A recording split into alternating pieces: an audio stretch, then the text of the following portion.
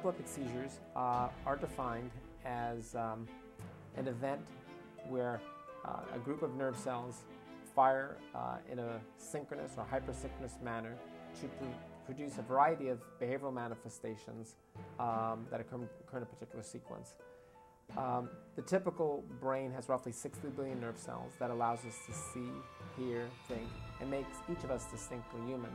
Sometimes a cluster of those nerve cells fire inappropriately when they're not supposed to produce certain behavioral manifestations that we call an epileptic seizure.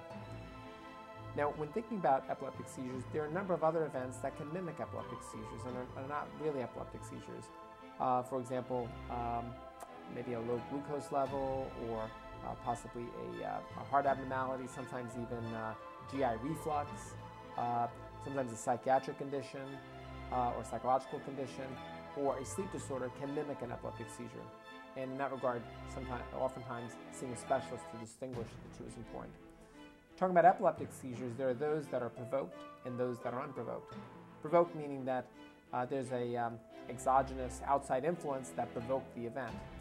So in a child, the most common provoking factor would be high fever. Typically occurs before the age of 5. We wouldn't call it a febrile seizure if it occurred after the age of 5.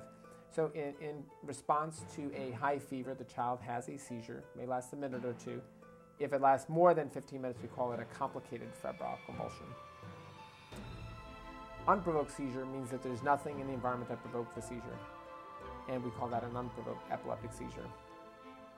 In this regard, it's very important to see a specialist to determine whether the episode that the child had was an epileptic seizure and a non-epileptic seizure, and then if it is an epileptic seizure, determine whether it was provoked by something or whether it was unprovoked, and then try to understand the cause.